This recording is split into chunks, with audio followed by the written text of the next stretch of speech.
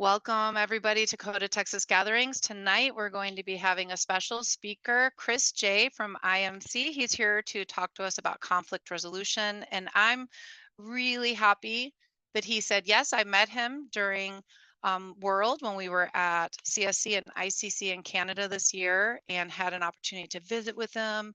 I attended his workshop, and I also listened on the coda.org's YouTube page to his workshop from last year too, because he has a lot of stuff out there for you to um, deep dive in if you have time later.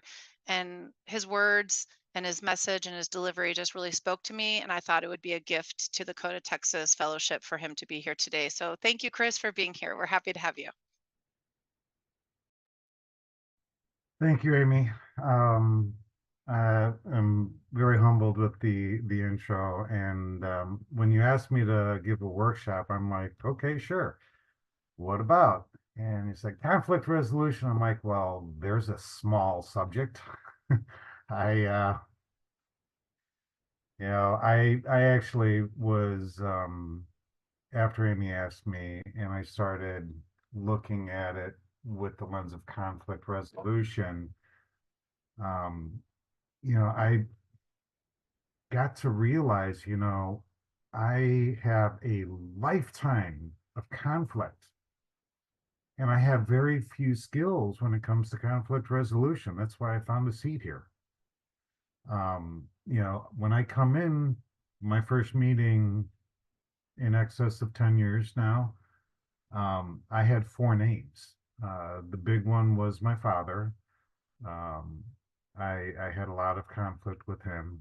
Um, I came to realize that my conflict with my older brother and my spouse at the time and the owner of my company were kind of pale shades of the conflict I had with my father. Um, and as I got into recovery, that was really, I made a choice very early, and I'm very glad I did. Um, I went to my first meeting kicking and screaming. There was the threat of divorce if I didn't go to AA. I went to AA long enough to realize I had a problem, but it wasn't alcohol. And then I found CoDA and I felt at home for the first time. Um, the When I was working on my fourth step, um, that's when I started getting honest with myself that uh, I that there was a problem and I was part of it, and looking to see what my side of it was challenging. Um, the I realized that I had a lot of internal conflict that was getting juxtaposed and reflected onto the people in my life.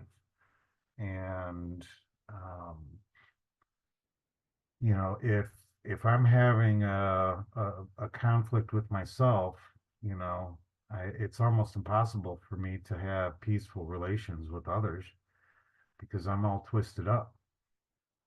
One of the early messages I got was, doesn't matter who does what, says what, ever.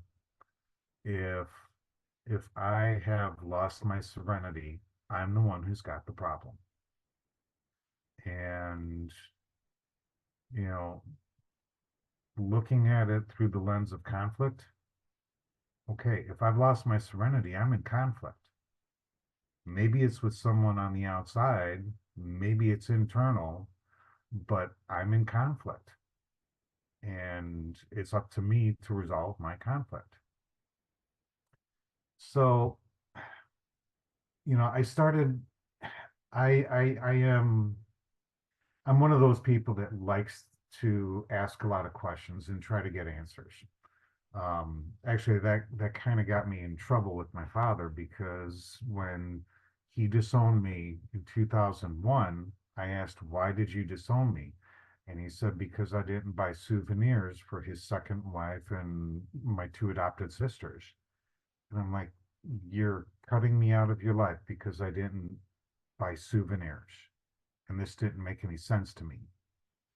And because I couldn't wrap my head around it, I couldn't accept his explanation, such as it was. Um, that was a huge milestone for me in my recovery, was to realize that there are times that it is impossible for me to understand someone else's why. Doesn't mean that I can't ask that question, because if I do get an answer why, it does help me to understand and connect to someone else. Because when it comes to conflict resolution, um, you know, I look at that word conflict, and I actually kind of had three levels to it. Um, I realize that there are some places in my life where I can have discussions and I'm just sharing information back and forth. I'm not trying to change anyone else's mind. They're not trying to change mine. It's a discussion, sharing information. Then there are times when I'm in disagreement, where maybe I don't like what somebody else is doing, or maybe they don't like what I'm doing, and and there's an effort to change, the opinion or the mind or the actions of one or the other. That you know good intentions, bad intentions, there's a disagreement. There are two people that have different points of views, and there's a little bit of an effort, a little bit of tug and war, trying to get someone to come to the other side. And sometimes you can find a consensus, which happens more often in CoDA than other parts of my life, but not all the time. Sometimes, the getting to a point of agree to disagree is the healthiest thing, and walk away. Um, but then there's the next level where it's a conflict.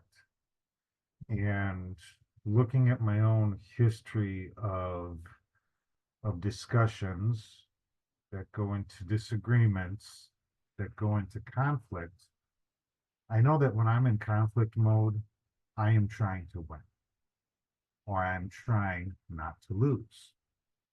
And um, that is a sketchy place, because either I need to admit that I'm wrong and I have to change, or I have to win over the other person.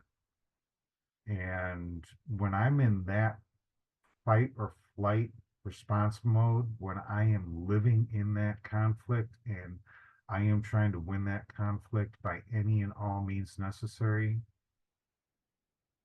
I'm that goes right back into my fourth step. Goes right back to the old Chris, win at any method. Um, it I have the capacity to harm others and myself. Um, to one of the ways that uh, that I look at that is, you know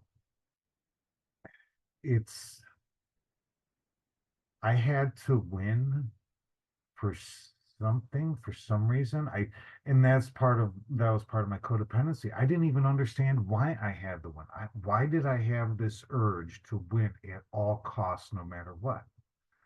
Um, and in CODA, I kind of realized that I had a low self-esteem, and um, I placed tremendous value on what other people thought of me, and they couldn't think that I was wrong. So, um, when I'm in conflict, and this does kind of start to roll into what IMC tries to do when requests for intervention comes in. There's a couple of things that we try to do. Um, the first is to um, it, being on IMC, I need to check my ego at the door. Sometimes that's easy. Sometimes it's like there's a conflict between two other people. I don't know them. I don't know what their conflict is. Um, and they each want to explain their side to IMC, why they're right and why the other person is wrong.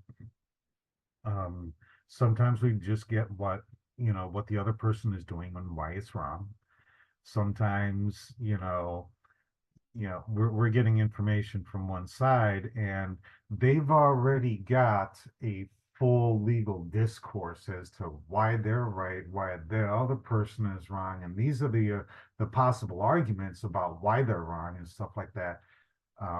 And when I don't know what's going on, it's like, okay, I'll take some notes here, and then I will talk to the other person.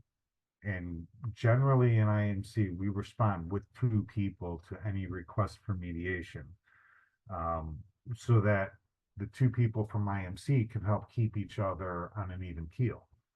Um, and then we go and talk to the other party. We get information, and what we're looking for is, um, you know, we have no illusion that people are going to share information that kind of um, puts them in a good light and the other person in a bad light, um, which is familiar because that's kind of what I did before I got into CoDA.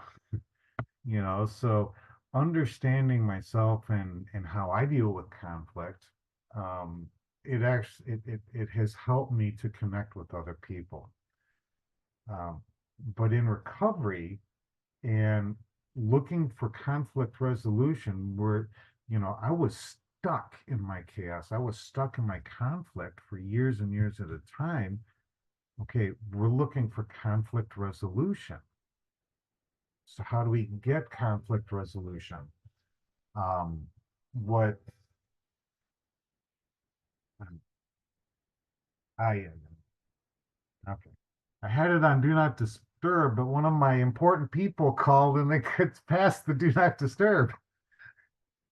Um, so we ask questions. Some of the and who, what, where, why, and when. I mean, some of these questions are kind of straightforward, and part of why we're asking questions is to de-escalate the situation. Because when I am full on scream from the high hills, I'm right, the other person's wrong, I'm not listening.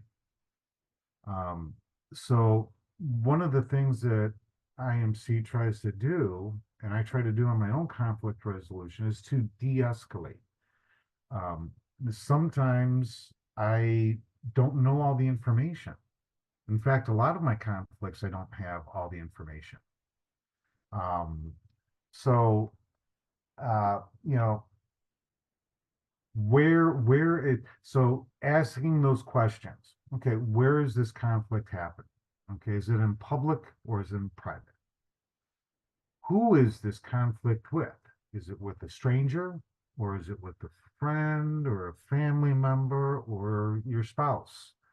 Um, because those conflicts have different importance levels based on who the other person is.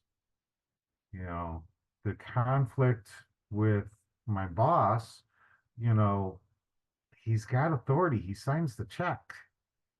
Conflict with my spouse, happy home, happy life, happy wife, some of those things are valuable.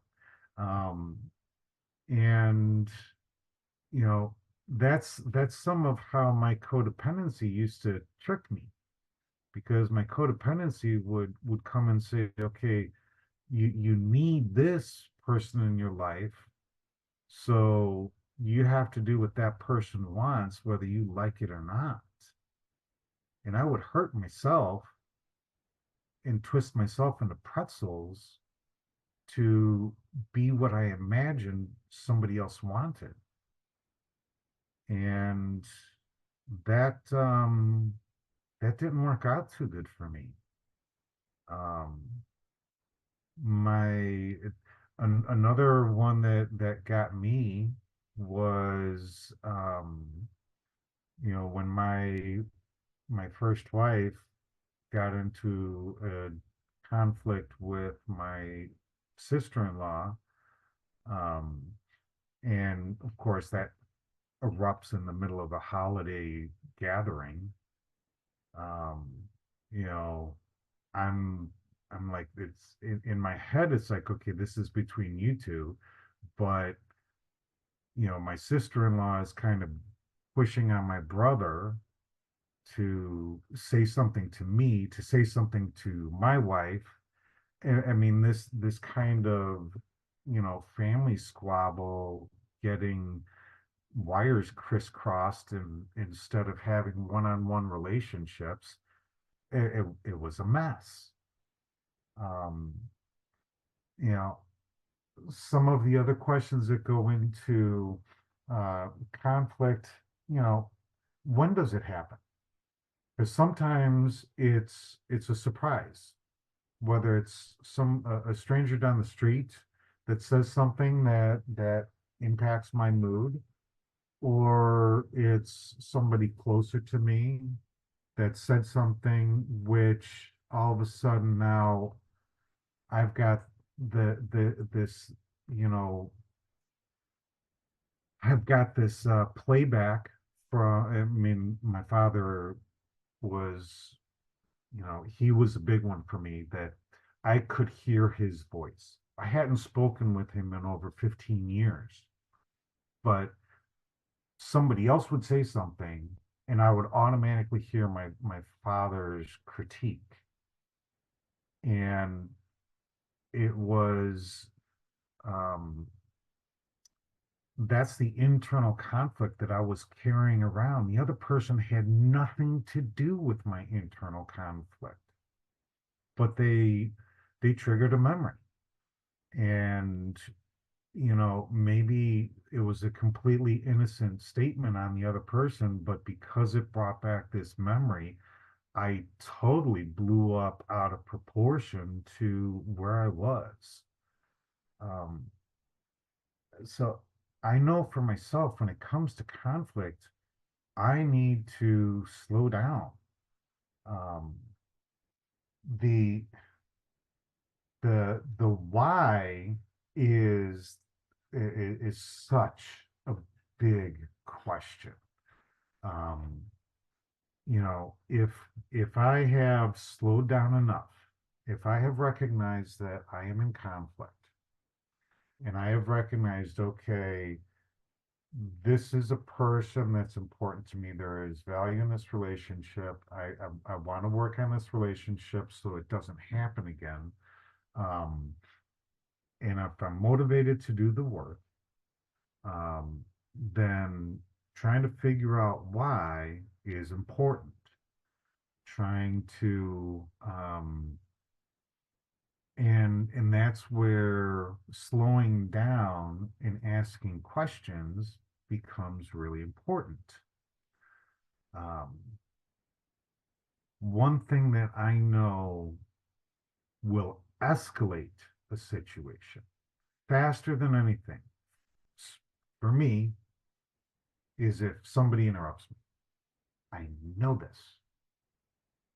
If someone interrupts me, some of the feelings that I get, you think you know what I'm going to say, and you're trying to finish my sentence for me.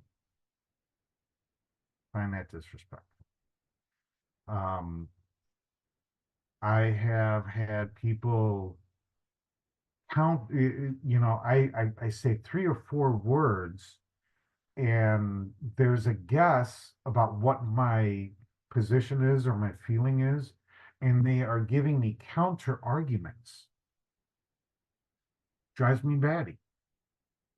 Um, Sometimes I have the feeling that they don't care what I have to say. They don't want to hear it. They don't want to hear it. They've already heard it before. They've heard it from someone else. They've heard it from whoever. They don't want to hear that. They don't want to hear anything I have to say. Part of why I know that is because those are my exact feelings when someone interrupts me. Okay. If I interrupt them, I am giving them the same message. I mean, this goes right back to the golden rule. Okay. If I want to be heard, then I have to be willing to listen. Okay. If I am interrupting someone else, then I'm not willing to listen. If they are interrupting me, it's a pretty good indication they're not willing to listen to me.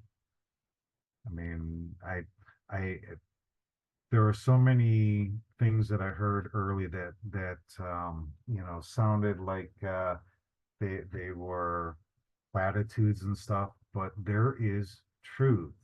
I have found in my own recovery that I have two ears and one mouth, and generally speaking, I need to listen twice as much as speak. Um, some of these things that pissed me off the most were the things that I was doing. That's what I learned in my 4 step. Things that I did not like about other people were things that I was doing. So the 12 steps were absolutely critical for me to understand my own why. And the more I understood my why, then the easier it was for me to allow someone else to have their why. Okay. I don't know their story any more than they know mine. Okay. I've got feelings and I am entitled to my feelings. And those feelings are a culmination of years of living and sometimes living in the muck and mud. Well, in my recovery, what I'm doing is trying to clean off that mud, to find the gems, hold on to the gems, and to move forward with what I learned. One of those lessons is don't let yourself get stuck in conflict for years and years at a time. Get through it. Okay. Face it. I spent years avoiding certain people within my family or having them avoid me because of conflict, and I was stuck. And I don't want to be stuck anymore. The the good thing is you can get unstuck even if you don't have a willing partner. And that I think is one of the tremendous lessons that I have learned with my father. Because my father disowned me in 2001. I got into recovery in 2014, and I was able to come to a place of acceptance with my father that um, was only possible through recovery. It was only with the help of my higher power that I could do it. I was able to, I had said the words, I had read enough books that I knew what the words were. The words were, he is who he is, and I like some of who I am because of what he taught me. Um, but those were words, and I could recite those words. It was only with recovery and my higher power um, that I was able to take them to heart and um, and really come to a place that he's got his higher power. He he was good in a 12 step because alcohol was able to well, alcohol made his life unmanageable, and 12 step helped him stop drinking. How he treated his family did not make his life unmanageable. I don't understand it, but that's his path. And when I really turned it over to God and said that my dad has his higher power, he's on a journey, and I don't know where his journey started. I interacted with some of his journey, and now he's on his own journey again without me. But that's him. Trusting him to his higher power, trusting my higher power that, you know, that's between me and him, me and my higher power. He's got a plan for me. I don't know what it is, but I'm going to trust him and I'm going to follow it to the best of my ability. I'm going to ask for help to do that. Turning my dad over to his higher power, whatever that looks like for him, that's his business. And when I was able to do that, really and truly, this is step 7. Ask my higher power to take it from me. He did. I had to do the work. I had to be willing. I had to be open, honest, and willing with myself. I had to take that leap of faith with my higher power. And that conflict was resolved.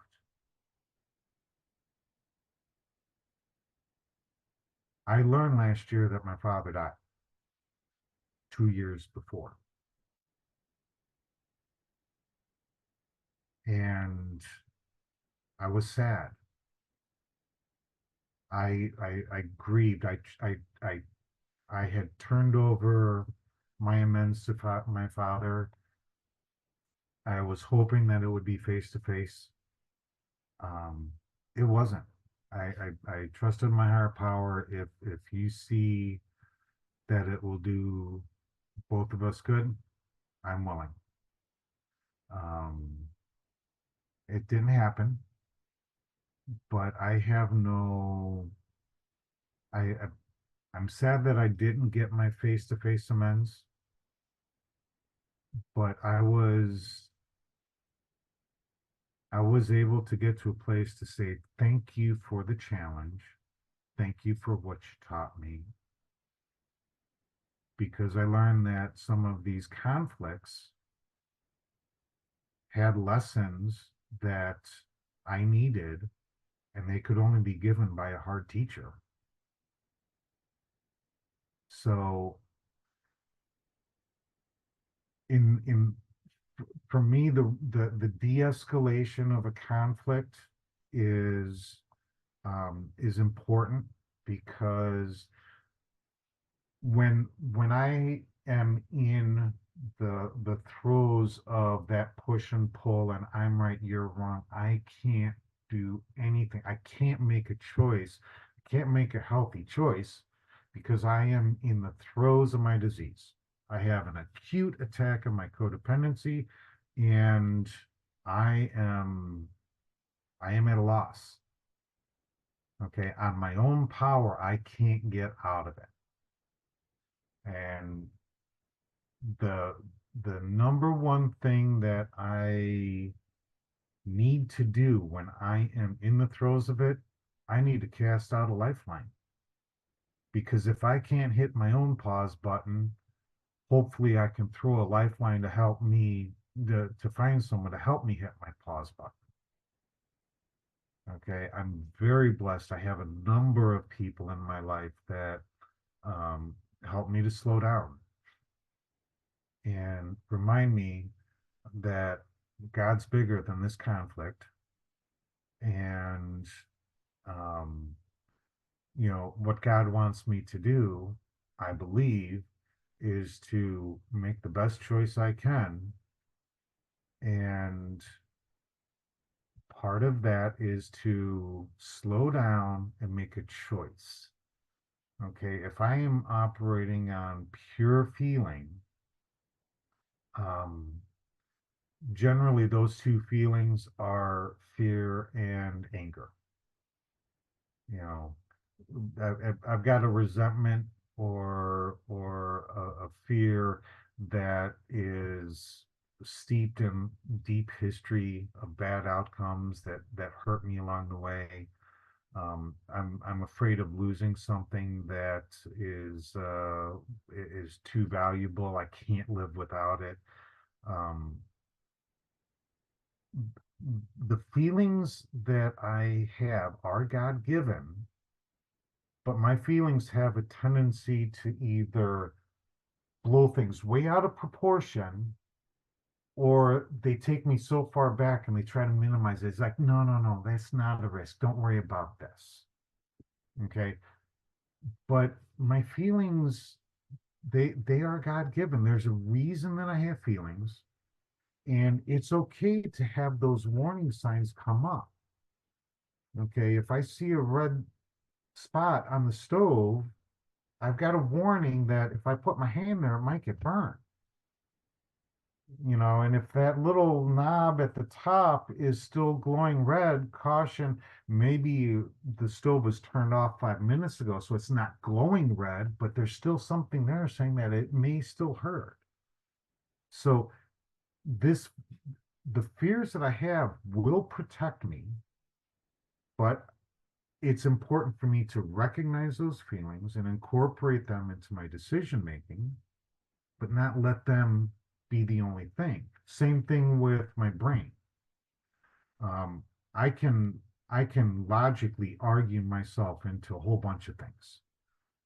Generally speaking, in a conflict and things are happening so fast.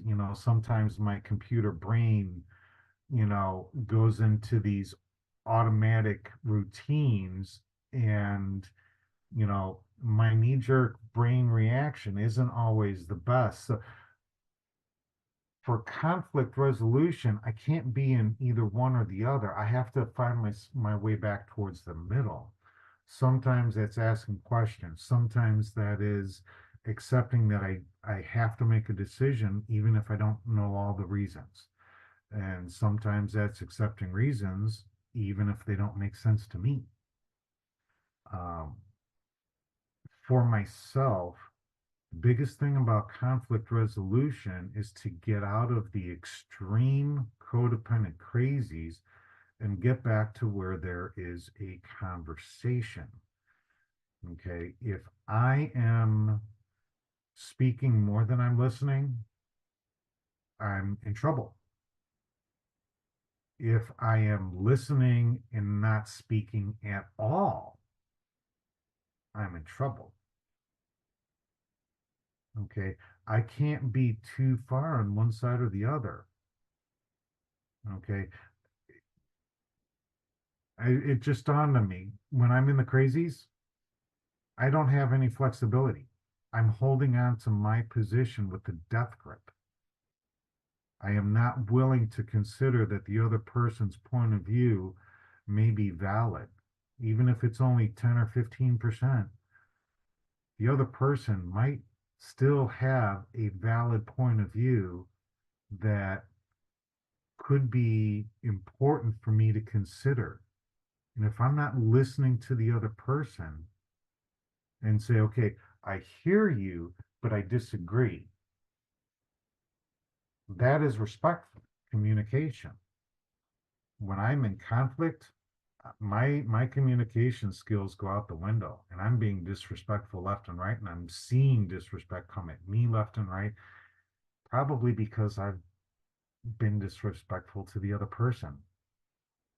How many times have I been in arguments that have escalated one by one by one on the other side? whole lot of them before I got into CoDA.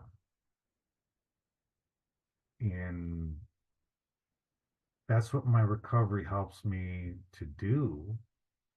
To resolve conflict, I need to be honest, open, and willing with my own feelings and history. And the next part of it is to allow other people, wherever they are in their journey, whether we understand their journey or not, to allow other people to be where they are. If I if I am not will if I am looking at the last 30 seconds of this person's life and making a judgment that they are a bad person or they are wrong or A, B, C, if I am putting my will and my evaluation on the other person, then I'm trying to fill the role of God. And I've had enough sane moments to realize I'm not that good. You know, when it comes to a chessboard, I'm okay with a few pieces and a few moves. But in real life, there's a lot of pieces on the board that are moving left and right. And sometimes I don't even know where they're coming from. That's God's job. That's not my job anymore. Because every time that I try taking on God's job, I find myself in conflict. So, dealing with disagreements, the document that IMC tries to follow when it comes to us, that I believe is, the way it is rooted is to slow down and try to put it into a process. Try talking one on one. Sometimes, if two people are willing, they just may have misunderstood what was being said, or they may not have understood where the other person was coming from. Okay, so a one-on-one conversation offers a non, it, it, it's, it's the healthiest resolution to say, I heard this and I kind of felt this as a response, and I'm trying to understand, is that what you meant to say, or is there something else? I mean, but if it's a question instead of an accusation, you have a chance for a discussion. Maybe you'll go to a disagreement, but maybe you can head it off at the pass where it doesn't, come up to a level of conflict. And those are the steps that starting with the one-on-one, and then moving on to the 2 by 2. It's like, okay, the one-on-one, they're both kind of emotional, but if they each come with their sponsor, if they've talked with their sponsor about it, and they've considered their side of it, and they still need some resolution, going 2 by 2. That's what the goal of the dealing with disagreements is to keep it at the level that it should be. Okay, because if I said something that hurt Amy's feelings, maybe it doesn't have to go all the way to IMC, world level, and a conference resolution between the two of us. So it's everything about conflict resolution, that I have learned over the years really is to understand myself, to step back from the escalation as best I can. Sometimes that's reaching out to other people. That's sometimes just saying, you know what, can we pause today and come back tomorrow and continue this conversation? Because if I can de-escalate from conflict to disagreement, if I can slow myself down to it doesn't matter if I'm in a good place with my higher power, I don't have to speak first. I don't have to get an agreement from someone else before I let them, speak their mind.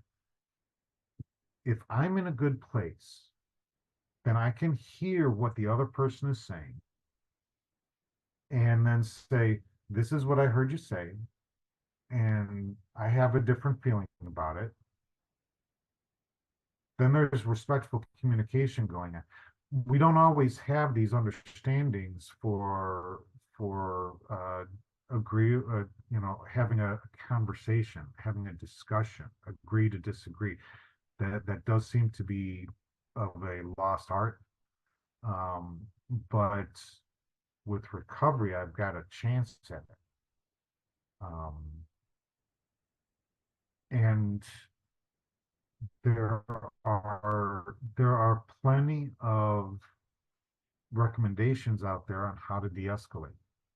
Um, in a lot of places. Uh, Talking with your sponsor, talking with someone who's been in CoDA for a long time, and listening to other people's stories, because that's some of what attracted me to CoDA, was hearing other people describe their conflicts and say, this is how I got through it. Sometimes those were the carrots, those were the nuggets that I heard from other people around the room. It's like, okay, I want to talk to that person and get their perspective on how this works. Because I know on my own, I can get into conflict. I can't get myself out of conflict. It's only with higher power and with some of these tools that I have tried, that I practice when life is easy, so that when life gets hard, then it's a little more familiar for me to say, you know what, I did something that worked out better, so let me try that again. Because my old ways, they got me a seat here. And I'm glad they did. And I've got some different tools now to resolve conflict that I didn't used to have. So keep practicing, everyone. I'm still practicing mine.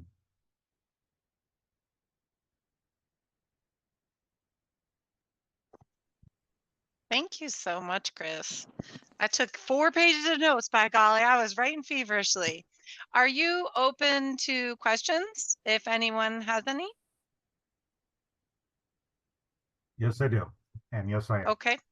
So just remember, we're still recording. So if you unmute, feel free to introduce yourself if you're comfortable. Otherwise, just skip that and softball your question to Chris. Or you can put it in the chat and I can read it out loud. I can kick it off, though, while other people are thinking, since I had some.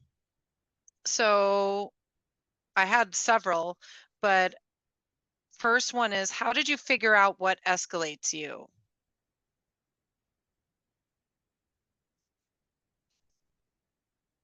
Learning what escalates me was really from the fourth step. It was the first time that I really, because I was so used to pointing fingers at everybody else, that taking ownership of what my part was, um, the that old platitude of "you spotted, she got it," that was very true for me. As I went through my fourth step and I looked at that first and second column of how many things, how many people were pissing me off by this A, B, and C, and then getting into the fourth column and owning up, being honest with myself and my sponsor that I was doing the same thing. And that's what I came to realize, was other people were reflecting back at me things I didn't like about myself. And I learned the golden rule when I was a kid: do unto others as you would have them do unto you. Well, if I'm getting pissed off because people are treating me disrespectfully, and then I'm honest enough that I'm treating other people disrespectfully, it's like, start with the man in the mirror So yeah, it was very much the fourth step that really said, if you don't like it, then don't do it to others. Thank you. Anyone else want to unmute with a question? Chris, I had a question. I have seen escalations happen recently that are through chats, sometimes group chats or emails. They're not direct one-on-one conversations. And what are your thoughts about that? Mhm. Um, well, escalations are from where I'm sitting, I believe that if if someone is trying to get under my skin and they know me well enough that they say something that's going to get me under my skin, if I let them get under my skin, I'm still part of the problem. Okay, there are ways to be in a conversation, and if there's five people and barbs are flying between three or four of them, I don't have to be the one that responds with escalation, and I can do my part and say, and what I have to remember is that I have the right to exclude myself. So I am uncomfortable where this conversation is, and I am saying goodbye for now. Okay, because if even to identify, oh gee, you're pointing a finger, you're escalating this you're raising the temperature, whatever, um you know if that's that's even, and this is something that IMC has to be very careful of. Okay, IMC also has to say, has to sit back and identify, okay, person A, you get a chance to speak, and then we will let person B, speak. So we work towards those agreements of respectful communication. And sometimes that's where you have to call 30 seconds if that's the group that you're in. If there's an agreement in place to slow the conversation down, you know, use the agreements that you have ahead of time. Um, but it's not up to us to solve anybody else's problem. It is up to us to, in my opinion, that's part of my primary purpose, um, is to be respectful of others, even if I disagree with them.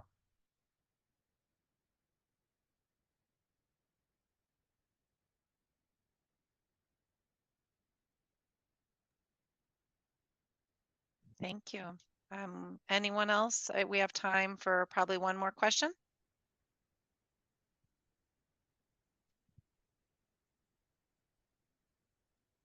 This Well, is a little, oh, sorry. no, go ahead, please.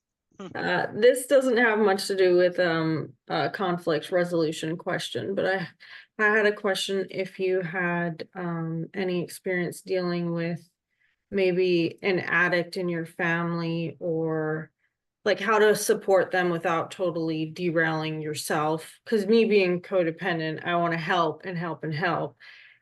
Would you have any recommendation of how to deal with like when they're going off the rails? Like how do I kind of maintain my own serenity, I guess, if I truly care about this person in my life? Yeah.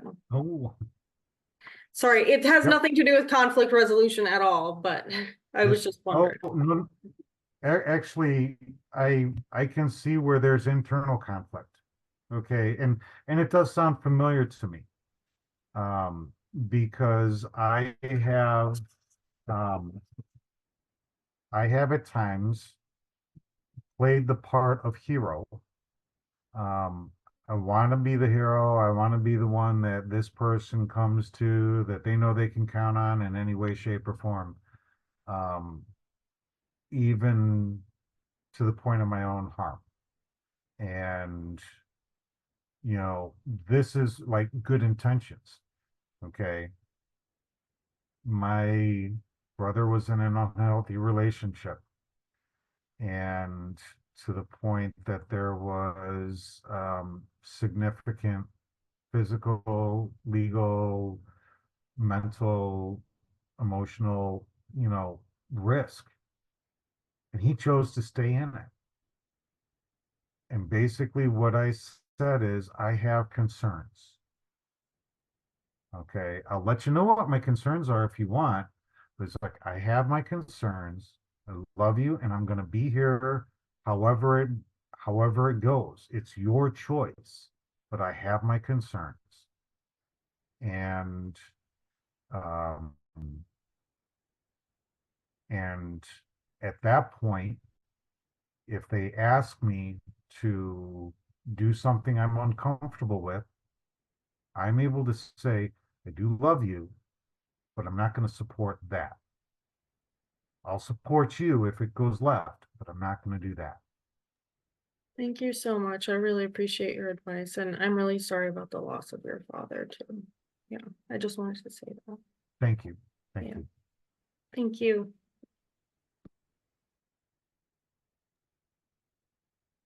Well, thank you again, Chris, on behalf of all of us here at CoDA Texas and our community.